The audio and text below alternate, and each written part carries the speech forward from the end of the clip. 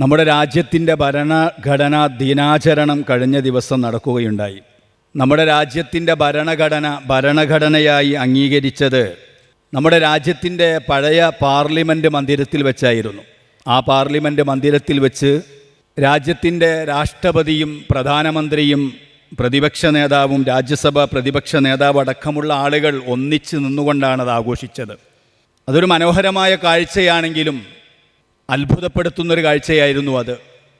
കാരണം നമ്മുടെ രാജ്യത്തിൻ്റെ ഭരണഘടനയുടെ ആമുഖം രാഷ്ട്രപതിയുടെ നേതൃത്വത്തിൽ പ്രധാനമന്ത്രിയും പ്രതിപക്ഷ നേതാവും നരേന്ദ്രമോദിയും രാഹുൽ ഗാന്ധിയൊക്കെ ഒന്നിച്ച് ഒരു ലൈനായിട്ട് നിന്നിരിക്കുന്നൊരു വല്ലാത്ത കാഴ്ച. പക്ഷെ അങ്ങനെയൊക്കെ ആഘോഷിച്ച് ആ ദിനാചരണം കഴിഞ്ഞ് ശേഷം സംഭവിച്ചതെന്താണ്? ഭരണഘടനയുടെ സംരക്ഷണത്തിൻ്റെ പേരിൽ പ്രതിപക്ഷ നേതാവും പ്രധാനമന്ത്രിയും പരസ്പരം പോരടിക്കുന്നൊരു കാഴ്ച കൂടെ നമ്മൾ കണ്ടു. ഞങ്ങളാണ് ഭരണഘടനയുടെ സംരക്ഷകരെന്ന് പറഞ്ഞുകൊണ്ട്. ഭരണഘടനയുടെ സംരക്ഷകരാരാണെന്നും ഭരണഘടനയുടെ ഘാതകരാരാണെന്നും കൊലയാളികളാരാണെന്നും ഇന്ത്യ രാജ്യത്ത് ജീവിക്കുന്ന മുഴുവൻ ഈ രാജ്യത്തെ ജനങ്ങൾക്കും കൃത്യമായി അറിയാം. ഞാനതിലേക്ക് പോകുന്നില്ല. പക്ഷെ നമ്മുടെ ഭരണഘടന ഈ രാജ്യത്തെ ഏറ്റവും ചെറിയ ഒരംഗമുള്ള ഒരു ന്യൂനപക്ഷത്തിന് പോലും അവകാശ സ്വാതന്ത്ര്യവും സമാധാനവും അതുപോലെ തന്നെ എല്ലാം നൽകുന്ന ഒരു ഭരണഘടനയാണ്.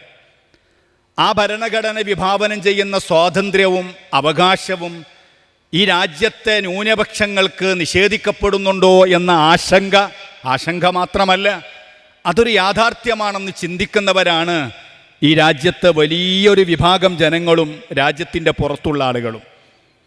അതിലേറ്റവും പ്രധാനമായും പ്രയാസം നേരിടുന്നൊരു വിഭാഗമാണ് ഈ രാജ്യത്തിന് വേണ്ടി ഏറ്റവും കൂടുതൽ സംഭാവന ചെയ്ത മുസ്ലിം സമുദായമെന്ന ന്യൂനപക്ഷം, ഏറ്റവും വലിയ ന്യൂനപക്ഷം. പ്രിയപ്പെട്ട സഹോദരന്മാരെ, ഈ രാജ്യത്ത് എന്ത് പുതിയ പരിഷ്കരണങ്ങൾ വരുമ്പോഴും ആശങ്ക അത് മുസ്ലിമീങ്ങൾക്കാണ്. പ്രത്യേകിച്ച് ഇപ്പോൾ SIR എന്ന് പറയുന്നൊരു കാര്യം രാജ്യത്ത് വിവിധ സ്റ്റേറ്റുകളിൽ നടപ്പാക്കി വരികയാണ്. ആ SIR എന്ന് മുമ്പ് 2002 നമ്മുടെ രാജ്യത്ത് വോട്ടർ പട്ടിക തീവ്ര പരിഷ്കരണം നടന്നിരുന്നു. 2 കൊല്ലം എടുത്താണ് ആ പരിഷ്കരണമെങ്കിൽ ഇപ്പോഴത്തെ പുതിയ ഭരണകൂടത്തിന് അല്ലെങ്കിൽ ഇലക്ഷൻ കമ്മീഷന് അത് 2 മാസം കൊണ്ട് പൂർത്തിയാക്കണമെന്ന ധൃതിയുണ്ട്. ആ ധൃതിയുടെ പേരിൽ എത്രയാണ് ആളുകളാണ് ആത്മഹത്യ ചെയ്തുകൊണ്ടിരിക്കുന്നത്, കേരളത്തിൽ മാത്രമല്ല. പക്ഷെ SIR നടപ്പാക്കിയ ബീഹാർ തെരഞ്ഞെടുപ്പൊക്കെ കഴിഞ്ഞു. വിജയമാർക്കെന്നൊക്കെ നമുക്കറിയാം.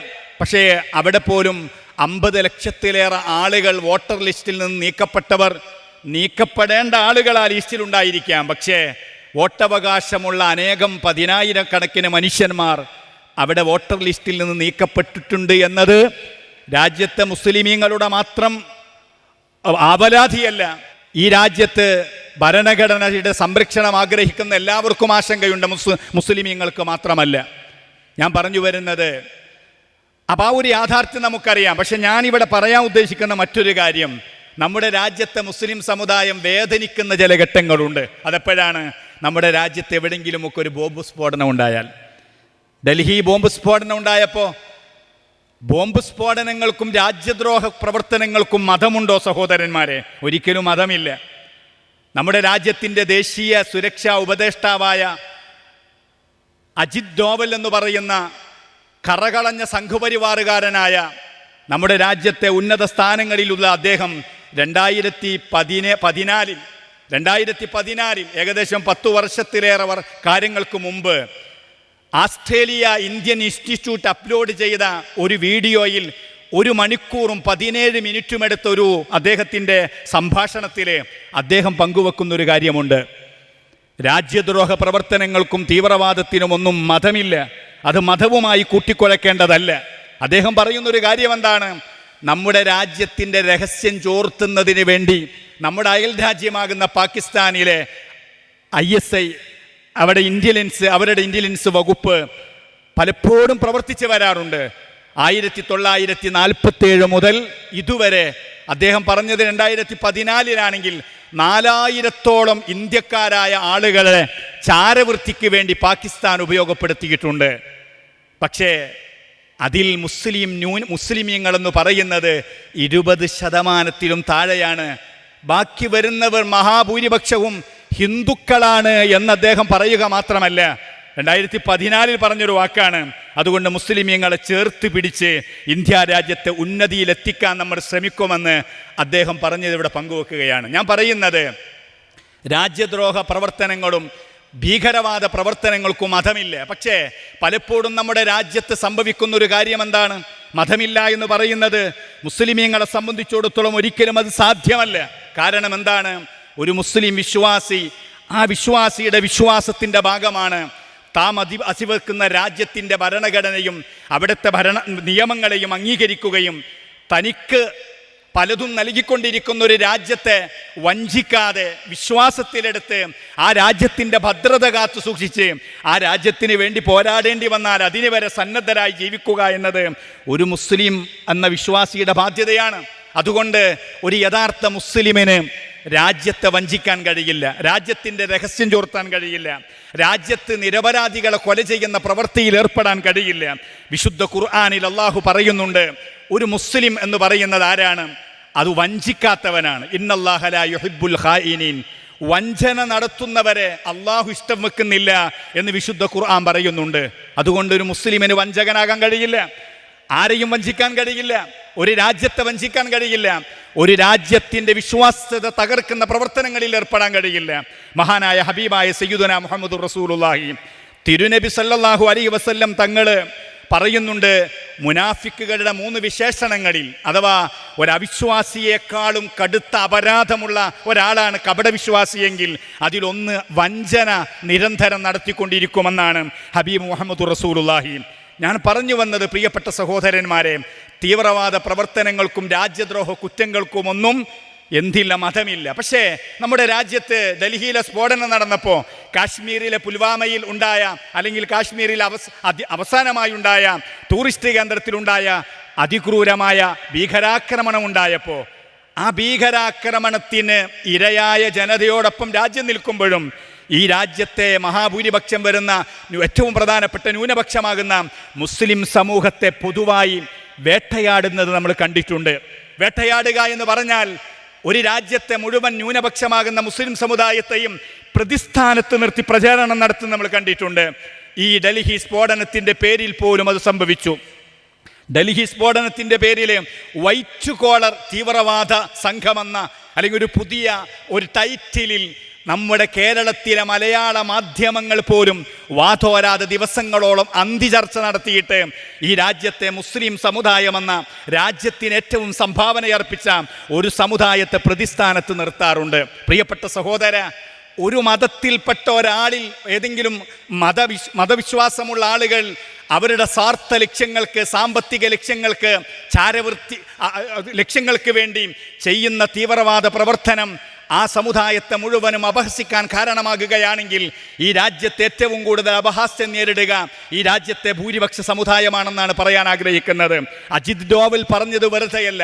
4000-ഓളം ചാരന്മാരെ 1947 മുതൽ 2014 വരെ പിടികൂടപ്പെട്ടിട്ടുണ്ടെങ്കിൽ അതിൽ 20% കുറവ് മുസ്ലിമീങ്ങളും ബാക്കിയുള്ളവർ മുഴുവനും ഭൂരിപക്ഷ സമുദായ അംഗങ്ങളുമാണെന്ന് രാജ്യത്തിൻ്റെ ഔദ്യോഗിക സ്ഥാനത്തിരിക്കുന്ന ഒരാൾ പറയുക മാത്രമല്ല, 3 ദിവസം മുമ്പ് ഡൽഹി പോലീസ് അറസ്റ്റ് ചെയ്തു 3 ആളുകളെ. ആരാണ് ആ 3 ആളുകൾ? അഥവാ ISI എന്ന പാകിസ്ഥാന്റെ ചാരസംഘവുമായി ബന്ധമുള്ള ആയുധ ഇടപാടുകാരായ 3 പേരെ അറസ്റ്റ് ചെയ്തപ്പോൾ ആ 3 പേരും മുസ്ലിമീങ്ങളായിരുന്നില്ല.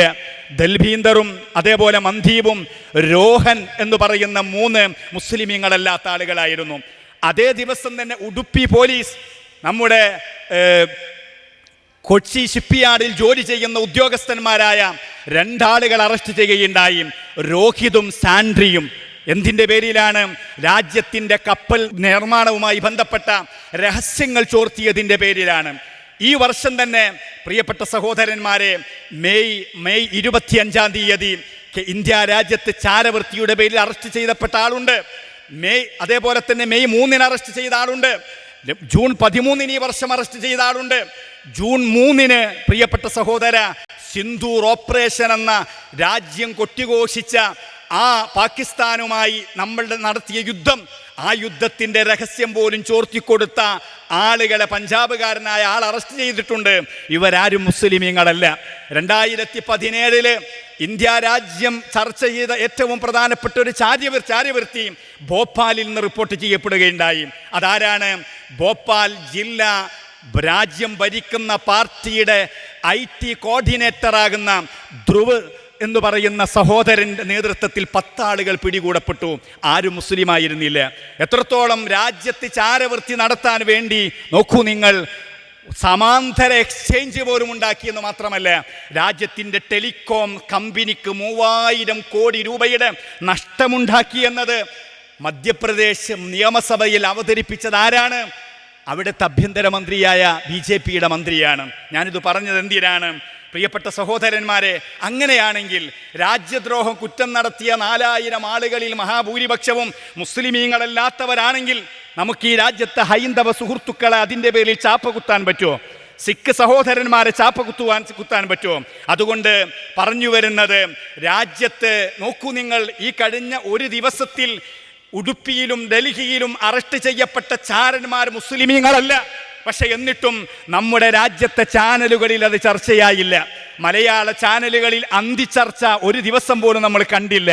ഞാനിത് പറയുന്നത്, നമ്മുടെ രാജ്യത്ത് ഭരണഘടനാ ദിനാചരണത്തിൻ്റെ ഭാഗമായി ഭരണകൂടവും പ്രതിപക്ഷ നേതാവും പ്രധാനമന്ത്രിയും രാഷ്ട്രപതിയും ഭരണഘടനയുടെ മഹത്വം ഉറക്കെ വിളിച്ചു പറഞ്ഞിട്ട് രാജ്യത്തിൻ്റെ ഭരണഘടനയുടെ മഹത്വം ഉദ്ഘോഷിക്കുകയും ഭരണഘടനയുടെ സംരക്ഷണത്തിൻ്റെ പേരിൽ വാതോരാതെ ഏറ്റുമുട്ടുകയും ചെയ്യുമ്പോഴും ഭരണഘടന നൽകുന്ന സ്വാതന്ത്ര്യം, അവകാശം, അല്ലെങ്കിൽ രാജ്യത്തിൻ്റെ പൗരന്മാരെന്ന നിലയ്ക്ക് ലഭിക്കേണ്ടത് ഈ രാജ്യത്തെ മുസ്ലിം ന്യൂനപക്ഷത്തിന് നഷ്ടപ്പെടുന്നു എന്ന ആശങ്ക പറയാതിരിക്കാൻ നിർവാഹമില്ല. അതുമാത്രമല്ല, മതബോധമില്ലാത്ത അഥവാ പണത്തിന് വേണ്ടി ചാരവൃത്തി പലപ്പോഴും എന്തിനു വേണ്ടിയാണ്? ഒന്ന് സമ്പത്തിന് വേണ്ടിയാണ്, മറ്റൊന്ന് പാക് യുവതികളടക്കമുള്ള അഥവാ സുന്ദരിമാരായ സ്ത്രീകളുടെ ഹണി ട്രാപ്പിൽ പെട്ടുകൊണ്ടാണ് പലവരും ചാരവൃത്തിയിൽ ഏർപ്പെടാറുള്ളത്. ഞാൻ എൻ്റെ വാക്കുകൾ ഉപസംഹരിക്കുന്നു. ഈ ഒരു യാഥാർത്ഥ്യം നമ്മൾ മനസ്സിലാക്കണം. ആഖിറു ദഅ്വാനാ അൽഹംദുലില്ലാഹി റബ്ബിൽ ആലമീൻ. അസ്സലാമു അലൈക്കും വറഹ്മത്തുള്ളാഹി വബറകാതുഹു.